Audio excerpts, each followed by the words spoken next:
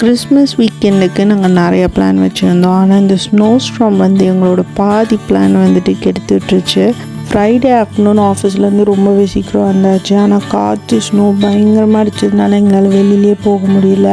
சரி, ஈவினிங் வந்துட்டு hot chocolate குடிக்கலாம்னு சொல்லிட்டு நாங்கள் பயங்கரமான ஒரு ஹாட் சாக்லேட் ப்ரிப்பேர் பண்ணி இந்த ஸ்னோவுக்கு என்ஜாய் பண்ணிகிட்டு இருந்தோம்.